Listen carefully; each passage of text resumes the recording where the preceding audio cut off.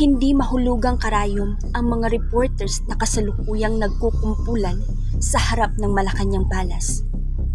Handa nilang ipagsiksikan ang mga sarili upang makapanayam ang bagong hirang na Pangulo na siyang nanalo sa ika-18 halalan na ginanap lamang kahapon. Bagaman na tirik ang araw, ay hindi nila alintana ang kakaibang lagkit ng pawis sa kanilang katawan. Walang nagsasalita ngunit ramdam ang matinding tensyon habang hinihintay nila ang pagbukas ng pinto ng palasyo. Kasabay ng pagtakbo ng oras ay ang dahan-dahang pagkalagas ng kanilang mga pasensya. Ang iba'y nilisan na ang palasyo at mayroon na ring umaasa na magpakita ang Pangulo. Sa halip ay isang malakas na pagsabog ang sumalubong sa kanila. Pagsabog na nagdulot ng pagguho ng pader at pagkalat ng apoy at usok na nagmumula sa loob ng palasyo. Bunga ng sobrang takot ay nagkagulo ang lahat. Lingid sa kanilang kaalaman ay may nakamasid sa malayo, nakangisi at may hit-hit na sigarilyo. Sa kanyang kaliwang pisngi, nakaukit na parang tato ang malaking hiwa na kawangis ng kidlat. Bakas ni iniwan ng masaklap niyang nakaraan. Habang pinagmamasdan ang patuloy na pagliyab ng apoy sa Malacañang Palace, ay muling sumagi sa alaala ni Rebinador Diosdado ang pang-aalipusta ng kanyang kapatid sa ama dahil isa siyang bastardo.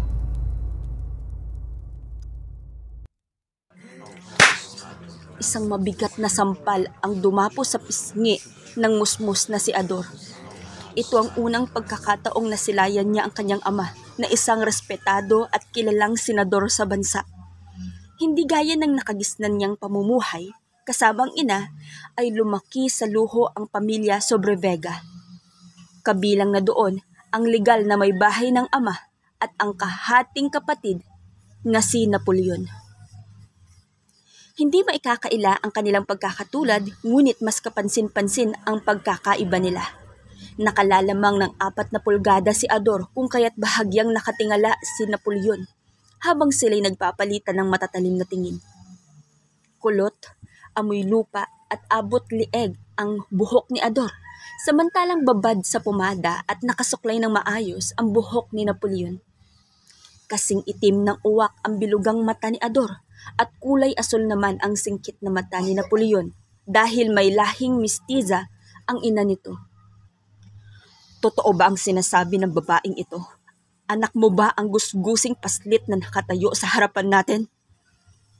Hindi nakasagot ang kanyang ama. Naisin man itong magsinungaling ay alam ng Diyos na si Ador ay bunga ng isang pagkakasala. Putok sa buhok kung tawagin ng mga tsismosa. Kami aalis na lamang. Hindi ko hangarin na mag-away kayo ng tunay mong asawa. Nanlulumo na sambit ng kanyang ina. Masakit para kay Ador na makita ang pagpatak ng luha sa mga mata ng ina. Hindi man nakatitiyak sa maaaring mangyari, ay humakbang siya palapit sa ama at hinawakan ng isang kamay nito. Sabi nila, isang buhayan na walang puso ang aking ama. Panimula ni Ador na ikinagulat ng lahat. Kayo raw po ay gahaman at handang pumaslang para sa perang ninakaw niyo sa taong bayan, pero naniniwala po ako na kayo ay mabuting tao. Saglit na naghari ang katahimikan bago umugong ang halakhak ng kanyang ama. Namangha ito sa pagiging matatas sa pagsasalita ni Ador kahit na siya'y 8 taong gulang pa lamang. Hindi maitatanggi ng ama na siya nga ay anak nito kung kaya't nanatili sila sa mansyon ng pamilya Sobrevega. Inakala ng mag-ina na magkakaroon na sila ng matiwasay na buhay ngunit nagkamali sila. Sa araw ng ika-17 kaarawan ni Ador ay mahal kong anak, garalgal na bulong ng kanyang ina. Lagi mong tandaan na wala kang dapat pagkatiwalaan sa bahay na ito. Ipaghiganti mo ko. Lumaban ka. Bumulwak ang dugo mula sa bibig ng kanyang ina na nakahiga sa kama habang hawak nito ang isang tasa na may natitirang kape. Niyakap ni Ador ang malamig na bangkay ng ina. Nagbabaga ang kanyang luha at dumadagundong ang galit sa kaloob-looban niya. Tuluyan siyang nilamon ng mga emosyong pilit niyang ikinukulong. Gamit ang nanginginig na kamay ay kumuha siya ng punyal at tumungo sa silid ng matapobreng ina ni Napoleon. Nang silipin niya ang nakauwang na pinto, ay kausap nito ang isa sa mga katulong. Ang kutob niya'y napatunayan nang marinig ang mga salitang binitiwan nito. Tiyakin mong walang nakakaalam na ako ang nag-utos sa iyong lagyan ng lason ang iniinom niyang kape. Naiintindihan mo ba? Bago pa makasagot ang katulong ay marahas na itinulak ni Ador ang pinto. Ang maamo niyang mukha ay naging isang mabangis na halimaw. Dala ng galit at awa sa ina, hindi niya mabilang kung ilang beses niyang ibinaon sa leeg ng ginang ang matulis na punyal.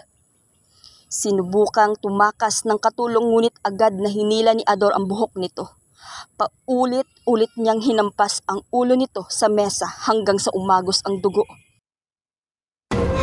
Mamamatay tao! Huli na nang mapagtanto ni Ador na nakatayo sa tapat ng silid ang hindi makapaniwalang si Napoleon. Agad dumapo ang kamao ni Napoleon sa kanyang muka. Sunod nitong tinadyakan ang kanyang tiyan, dahilan upang mapaluhod siya sa sakit. Sinubukan niyang iwasiwas ang punyal bilang depensa ngunit masyadong mabilis si Napoleon. Nabitawan niya ang punyal sa biglaang pagpilipit nito sa braso ni Ador.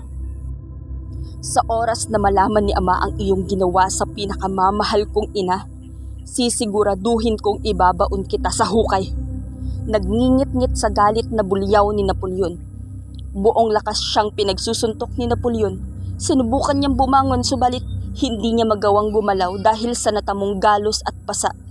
Basag na ang kanyang muka at natitikman na niya ang malatansong lasa ng sariling dugo.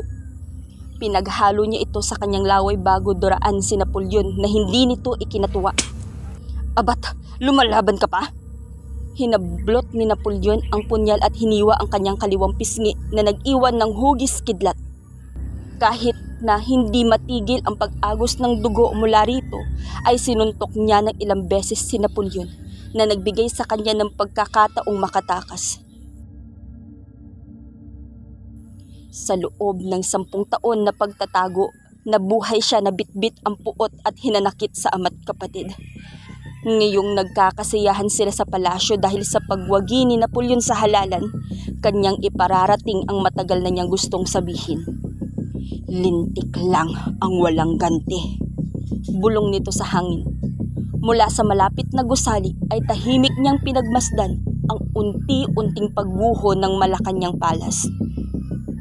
Sa pagkasira ng pundasyon ng hindi makatarungang pamahalaan, nais niyang magsimula ulit. Isang bagong buhay kasama ang alaala ng kanyang yumaong ina at ang kidlat na nakaukit sa kanyang pisngi.